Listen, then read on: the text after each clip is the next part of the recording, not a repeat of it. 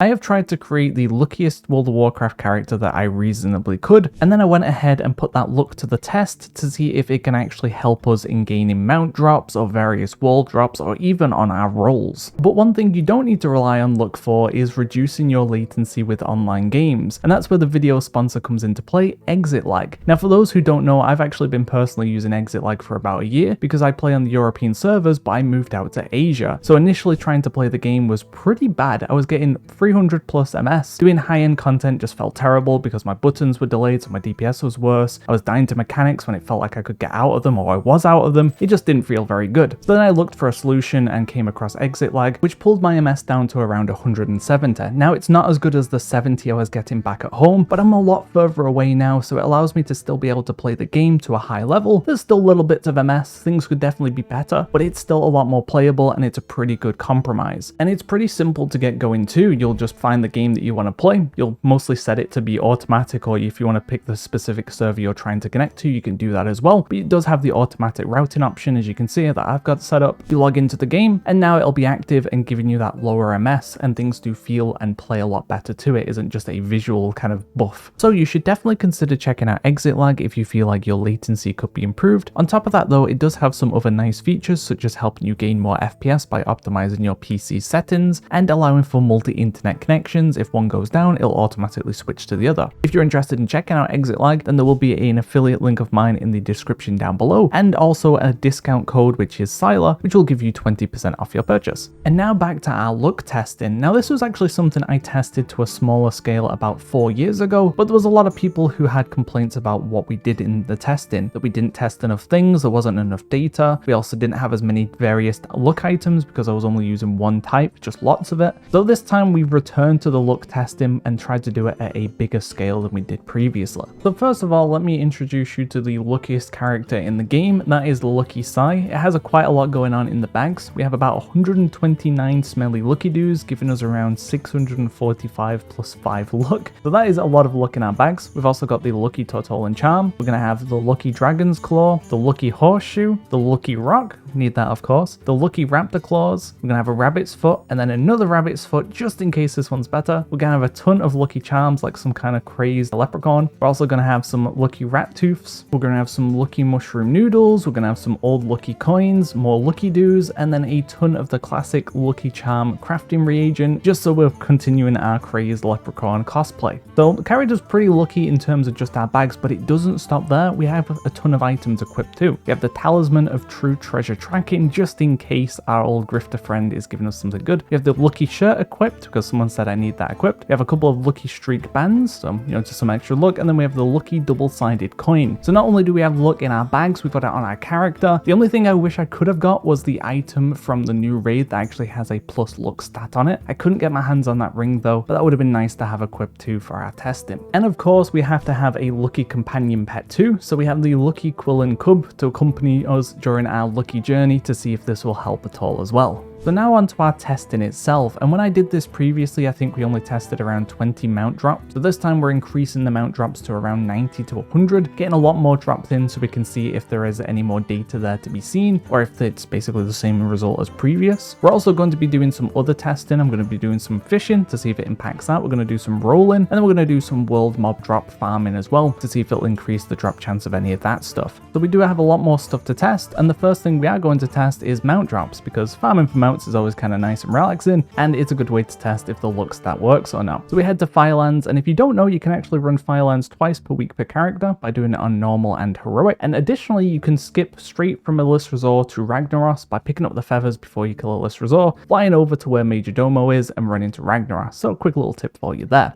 So we do kill Elis Resort and we do get a mount drop. And at this point I'm thinking to myself, oh no, does this actually work? Am I going to have to run to the auction house and buy as many luck items as possible so I can charge 1,000,000 gold per one once I release this video? And if you've seen all the luck items disappear from your realm's auction house, well, maybe that's why. But we move on to the next boss. We kill Ragnaros. We don't see a drop from that, but we are currently kind of like 50-50. We've killed 2 bosses, we've seen 1 mount drop, and we continue on our chain of killing things. But unfortunately from here we kill a lot of stuff. We move on on to the 5th kill, the 6th kill, the 7th kill, the 8th kill. It takes us quite a while until we do see our next drop. But further down the line, eventually we do see another drop. And this one was a little bit painful to see because this is something I've been farming on retail. This is the Felsteel Annihilator from Hellfire Citadel Mythic. And I've not actually had this drop on retail yet. So, I mean, maybe this is an example of the luck kind of kicking it a little bit. I'd say this is more unlucky if anything. But we kill this, we do get that drop, and that is another mount to our kind of total. So we've seen 2 mounts drop so far. We continue with the mount runs, and now we're moving into the kind of 60s, the 70s, the 80s. We're not seeing any mounts though. So we're getting close to our end of the mount runs, and we've seen 2 mount drops. It's not crazy luck, but it's not unlucky either. I'd say we were slightly lucky here, but this could happen to anyone without these items too. So it's hard to say if the luck items were really doing anything for us here. I'm leaning towards they didn't do anything because even some of these higher drop chance mounts, we didn't see them drop. But who knows, maybe it works on a tiny scale, and yeah, it helped kind of push the boundary a little bit more for us to get those 2 mounts dropped that we got. Next up, I moved on to doing some rolling to see if the luck stat improves your chance of winning loot when you click need, or even when you're being a degen and doing some gold rolls. So we did around 110 rolls. I actually did more than that, but some of it was cut off from the chat. So there was 110 that I could tally together, and we ended up with a total of 5,482. So if we divide those two things together, we end up with 49.8, which puts us around the average of 50, which makes sense, right? Because if you roll a dice that many times, you should expect the average to be around 50. One thing that was interesting though is we actually saw quite a few 1 rolls and quite a few 100 rolls. I think we saw about 3 100 rolls and about 2 or 3 1 rolls. And in a pool of just 100 rolls, getting that many is actually kind of lucky. Now, in general, your rolls aren't going to win you loot, but having a chance of having more 100s, if that's what we're saying the luck actually did for us here, would actually be beneficial, because just getting a high roll is typically not enough to win you loot, but getting 100, typically, unless you kind of get unlucky and someone else rolls 100 and then you lose a reroll, but getting 100 normally guarantees you that piece of loot. So even if your chances are on average are the same, just getting more 100s would actually yield you more loot. So it's hard to say if this really helped us. In terms of the average though, the luck isn't helping us, but if it does give us more 100s, then maybe the luck is having an impact. I ended up coming back to the roll testing because I wasn't satisfied with our initial results, and this time I was focusing purely on the 100 rolls and the 1 rolls, because trying to tally 1,000 rolls together to find out the average would have been a lot of work. So instead, every time I got a 100 or 1, I would just tally down how many rolls it took me to get that number. And out of our 1,000 rolls, I ended up with 9 100 rolls and about 6 1 rolls. So on a larger scale, we ended up being slightly below odds, because over the course of 1,000 rolls, the average should have been somewhere around 10 100s and 10 1s. Now obviously RNG is RNG, but in terms of being lucky for odds, we were below average there. Now at least it's a little bit safer to say that luck isn't impacting our slash roll, but may impact our need and greed. Who knows, that's a lot harder to test. This next section of testing, I got to watch a bunch of anime, so it was great. So what we ended up doing was, first of all, fishing. I did around 1,000 casts of fishing, and the idea was I was trying to fish up the pond nettle. I was hoping to see more than one of these, but from about 2 hours of fishing, so over 1,000 casts, we didn't see a single one. We just kept seeing the grey items. Now obviously this mount has around I think 1 in 3,000 chance, so we would have had to fish more to actually hit the average on odds, but we didn't see it in a shorter period, so it's not vastly increasing our chances of finding it, at least from what we can tell. So far across the board, we're not really seeing anything that's standing out as an outlier for increased luck. The next thing I tested was Night Elf jumps, because this is something that the player base does believe luck impacts, and this is even more so with the new ring from the raid actually directly impacting your chance to flip. So I thought maybe all these luck items will impact our chance of flipping. And if you don't know, the Blood Elf, the Worgen, the Night Elf, etc., they have a special jump. Every so often you'll get a special flip or a spin, and this is around a 20% chance that the player base has figured out. So I wanted to see how this would impact things. I ended up doing around 600. Every time I got a flip, it would be a 1, and if I got a no flip, it would be a 0.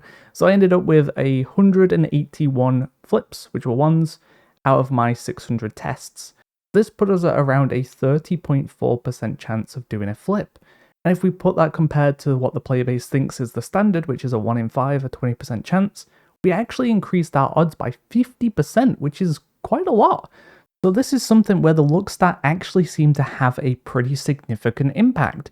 Now maybe this normalizes if we were to go up to say 6,000 jumps, I've not got that much patience in me though, but this on its own I think is pretty good little bit of data to say that luck maybe does have an impact here. The final test was some mob grinding, and the mobs we picked in particular are pretty lucrative mobs. They were found pretty heavily in BFA because they can drop these abyssal fragments which you can combine together for a mount. They can drop straight up a mount. There's a chance of the gold main, I think it's called, dropping. They can give some greens, they can give some world BOEs, so pretty lucrative mobs to grind if you can grind them at scale, and that's what people used to do in BFA. They might even still do that today. So we were grinding out these mobs, we killed way over 1,000 of these mobs, and actually we ended up kind of being unlucky. Not only did I not see the mount, I didn't see any abyssal fragments, which by killing that many mobs we should have at least seen one of them. I actually didn't see any green items either. The only thing we were seeing was greys, gold, and cloth. So in general, I'd say from how many mobs we killed, it was pretty unlucky to not see anything significant, not even an abyssal fragment. Wasn't expecting to see the mount unless the luck really helps us, but not seeing one abyssal fragment drop is kind of unlucky in this case. And now onto the conclusion. With the mount farming, I wouldn't really say there was anything significant there. We got a 2% drop chance mount and a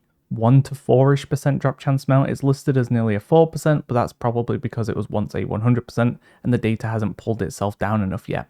So nothing too interesting there, nothing to say that luck is having a big impact, at least from the testing we did. Next onto the roll-in, and once again nothing really significant there to say that luck was having a positive impact in what we were doing, so that's something else we can ignore. Onto the fishing, I don't think I did enough fishing to fairly say if luck did have an impact or not. I think I'd need to do a lot more fishing, but very time consuming for this testing. The night owl flipping though was one of the more interesting things because this did heavily lean towards luck having an impact, and if it has an impact in this, then it could definitely be having an impact in other aspects of the game as well. And then finally the mob grinding, something else pretty significant because we killed quite a lot of mobs and we didn't see anything to lean towards us being lucky at all. So obviously we could just have a dry streak and then all of a sudden we could have been getting shard after shard and a gold main after gold main, but for the testing we didn't see anything here.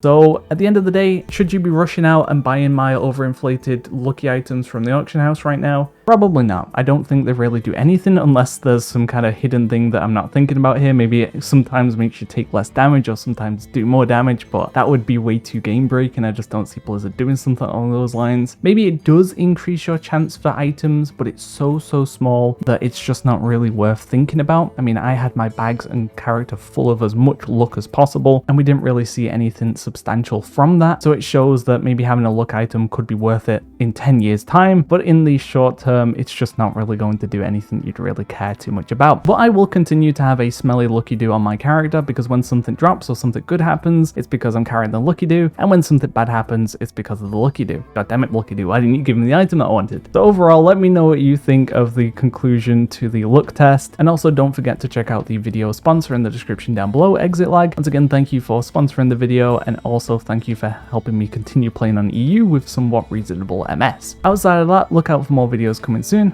Thanks for watching, guys. See ya.